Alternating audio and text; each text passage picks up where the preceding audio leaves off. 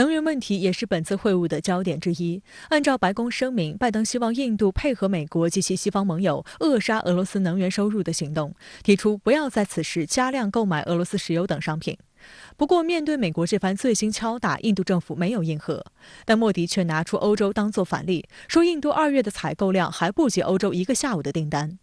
按照美联社的说法，直至会晤以拜登宣布双方承诺加强关系的场面化收尾，白宫官员也没能确认印度是否同意加入美国阵营，一道谴责俄罗斯，只是说选择权最终在莫迪政府手里。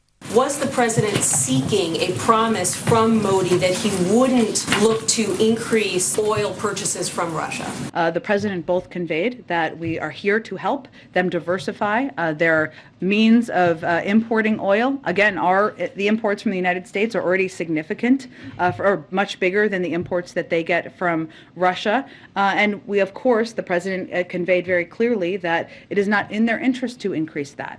据美联社的数据显示，印度目前是世界第3大石油进口国和消费国。伊拉克是印度最大的石油供应商，占27%的份额，其次是沙特阿拉伯的17%、阿联酋的13%，以及美国的9%。而俄罗斯所占的份额本来只有2.13%，排在第9。不过，在西方对俄罗斯实体实施制裁后，印度媒体报道称，俄罗斯在印度购买石油时提供了低于全球基准价格20%的折扣。路透社披露，印度自2月底以来购买了至少1300万桶俄罗斯原油，这与去年全年的1600万桶相比，有大量增加的趋势。印度从俄罗斯购买更多商品和能源，将导致莫斯科减缓国际制裁压力。对此，俄外长拉夫罗夫曾公开表示赞许。然而，印度的做法令西方大为不满。更令美国方面担忧的是，印度还通过建立不依赖美元的卢比与卢布结算体系，与俄罗斯就购买享受巨额优惠的原油进行磋商。而通常情况下，原油交易都是以美元结算。美方目前来看，它是缺少有效的手段来改变呢印度的这个对俄政策。新德里也拿捏住了这个华盛顿的那种联印制华的思想。就是说，对于在新德里看来，美国的主要的战略竞争对手显然是中国。即便是俄乌冲突期间，美国在3月底推出的国防战略报告也写得非常清楚，俄罗斯威胁只是一带而过，主要的威胁仍然是中国的带来的战略威胁。那就意味着，印度在美国的对华战略中的重要性。而在拜登与莫迪会晤当天，美国国务卿布林肯、防长奥斯汀在华盛顿会见了印度外长苏杰生以及印度防长辛格，并举行2+2会议。此次是2018年美印首次举行2+2对话以来的第4次此类会谈，也是拜登政府上台后的第1次。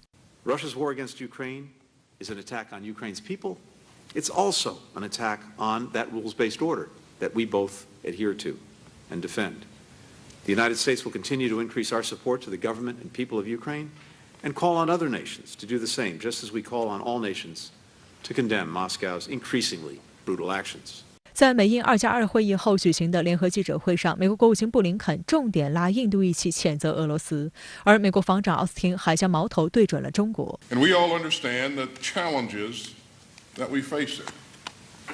The People's Republic of China is seeking to refashion the region.And the international system more broadly.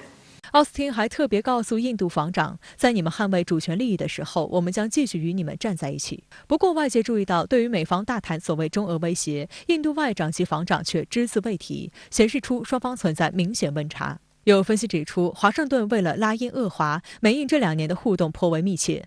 然而，两国友谊的小船却经不起乌克兰危机的风浪，被瞬间冲刷出了立场和利益差异的一面。印度依据独立外交原则，从维护自身国家利益出发做出的选择，由于和美国所期待的方向不一致，就遭到华盛顿杀机暗藏的后果警告。当然，印度并没有买他的账，美国已经将自己置于一个尴尬的处境。尽管心存不满，但他对印度的语气明显比对中国的要缓和。他不想因此破坏自己苦心经营的围堵中国的4方机制以及印太战略的前景。周一，美国总统拜登表示，预计将于5月下旬访问日本。如实现，这将是拜登就任以来首次访日。此访期间，拜登还将出席5月24号左右在日本举行的美日澳印4国领导人会议。而在4方安全对话中，印度是唯一一个没有对俄实施制裁的国家，这也为本次会议埋下阴影。他的所有的印太战略其他的伙伴都是他的盟友，他是一个常量，不是变量。只有印度是变量。所以说，在这种情况之下，印度至于美国的战略价值迅速攀升。美国在这种情况之下，对印度的需求在一定程度上大于印度对美国的这种需求。在这种情况之下，美国很可能要采取对印度尽可能包容的政策，但是呢，肯定是要保持持续的这种施压。